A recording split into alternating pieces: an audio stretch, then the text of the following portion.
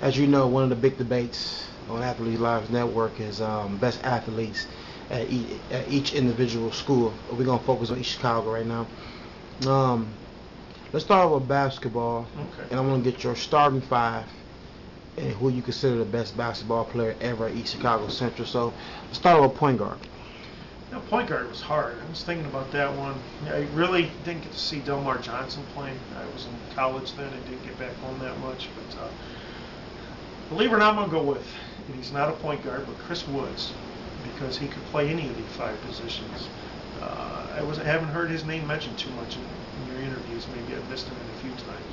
But I would move him over. I'd like to go big, and I would put him in the point guard spot. Okay. Probably hear some grumbling on that one. No, Chris Woods. I grew up with him. One of the hardest workers, probably in East Chicago Central history. Great guy. Really worked hard. Okay, shooting guard. I think you got to go to Etuan. He was, even on the state team, he wasn't the best shooter, wasn't the best leaper, most creative scorer I ever saw. And he's still that way. And how hard he worked on his shot. When he first came to Central, his shot was ugly. And he worked at it, worked at it, worked at it. And now he's putting himself in a position to be a potential pro. And that says volumes about how hard he worked. Small forward. Gotta go with my man Judy, even though I didn't see him a whole lot. I've heard all the stories. And we did get to sneak on Conseco's floor and shoot before we were broadcasting one year in the state finals. And got to see Judah shoot around a little bit. And I've seen some highlights of him, so I'll go there. Okay. Power forward. Well, nobody can argue with Udi. He was a showman. Yeah. And unfortunately, didn't have the college and the pro career like a lot of people thought he was capable of. But man, he put on a show, and it was exciting to watch. Yeah, he was awesome. Okay, let's go with center. Now, Ricky Wright, on that 98-99 team, was dominant. And I remember Huntington North coming up. They had Sean Klein, who would later play at IU. Ricky Wright and Carlton Baker took turns dunking on him left and right and just embarrassed the poor kid. And he later played at IU. Ricky Wright was dominant. I still this day say that 98 Central team was the most talented collection of high school athletes on any team in any sport that I ever saw. Oh, yeah. Just never really gelled like they should have. You had Marcus Jefferson, and then the job came back late in the year, and I don't forget Ezel Moore, Keon Frazier. That team was loaded, fun to watch. Boy, did they put on a show. I saw 18 of their 20 games that year. Wow, yeah, that's a great collection of talent. Yes.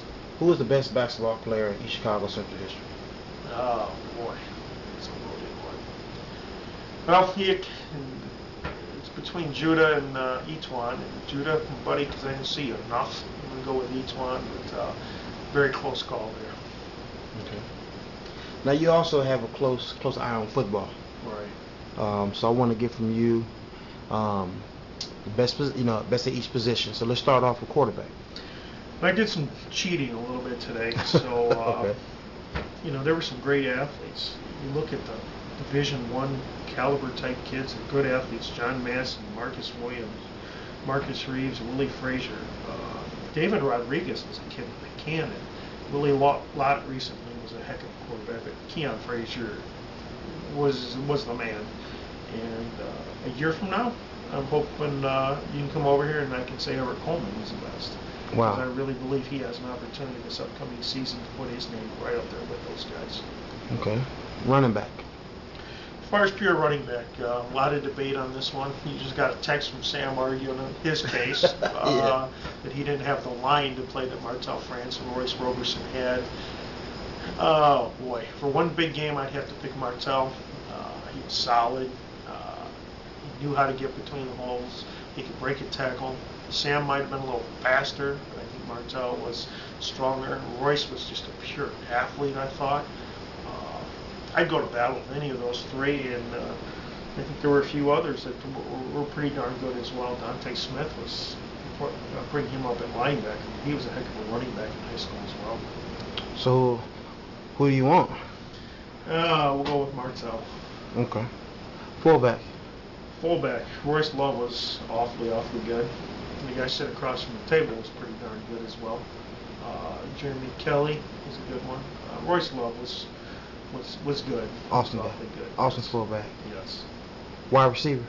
Wide receiver. Well, Jamie Stewart was an electrifying receiver that I had an opportunity to coach. Was good. Keon Jackson was one. The guy you played with, Antoine Kennedy, I thought was really good as well. I didn't get a chance to see Judo play football other than when we do punt, pass, and kick competitions at practice. He can still catch the ball a little bit, but Jamie Stewart to me is by far the best receiver. Great guy. Offensive lineman. Well, I got to see that 90 group play a lot. Tom Mikowski was a stud. He was just run behind me.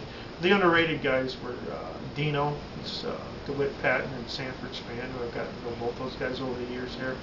And those guys were hard-working guys that, gosh, I wish we could get some of our guys to play like they do, or did, because those were the guys that won games. I talk about the role players that did things. Those were tough football players. But as far as big-time kids, Tom Mikowski was awfully good. Oh, he was awesome. Tom Mikowski was awesome. D lineman. Boy, Robert Smith was good. I only saw him a little bit. I'm going to go with Kawan Short right now. Another kid that I thought was good was Dario Harris. Didn't finish like we had hoped he would in his high school career, but he could have been right at the top of that list as well. Kawan Short was awfully good. Linebacker. Linebacker, I'm going to go with Dante Smith. I thought he was pretty good. I think KJ Smith was awfully good. I know some of the other guys that you had with you were pretty darn good as well. But I'm going to go with Dante as that one. Yeah, he was the two-time Defensive Player of the Year, correct? Yeah, I found that in one of the notes I had the other day. Some old football file I had. I found that in there. I didn't realize that. Yeah. He was pretty good. I thought he could have played at a level higher than Ball State. But, and he got caught up in that book scandal, I think it was, and the coaching change down there and a couple of knee injuries. But I really thought Dante was a special player. Yes. Cornerback. Corner, Antoine Bullard. I had some college coaches tell me he was a top-level talent. Didn't quite make it like he had hoped, but I thought he was pretty good. I don't know if you consider Keon Jackson more of a safety or corner, but he was a pretty good DB. I thought an underrated one was Kyan Gillis, a kid that didn't come out till his junior year. Played safety as a junior, or corner as a junior and safety as a senior. Really would knock the heck out of you. Just wasn't really a full-time football guy. Was still more of a basketball guy. And, really didn't buy into it like we had hoped. But really was a heck of a talent. Had an offer from Western Michigan, but they had a late coaching change and ended up getting hurt and going up to Rock Valley. Never quite fulfilled what he had hoped. But Kai was quite a football talent. Yes. Safety. I'll put Keon Jackson at safety. Okay. Because he was a special player. I got to see that team play quite a bit. And, great special teams player, heck of a player at Toledo, and had a cup of coffee at training camp with New England, I believe it was. New England, so I would put him as the safety on that team. I'd go to bat with that team any day. Pretty good. Oh yeah. And there's probably 40, 50 names you can mention in a lot of these spots. Central, we were talking before we got on here, is in the top 10 in the state as far as Division I football recruits coming from East Chicago Central. A lot of people will probably be surprised by that, but they lead the region in the number of Division I football recruits the last 25 years. A lot of people wouldn't equate that success to Central High School because the team success hasn't quite been there, but there's been a lot of individual talent walk through the halls at Central High School. Who was the best football player to ever walk through East Chicago Central history? Any position, just who you felt like was the most exciting, maybe the most dominant?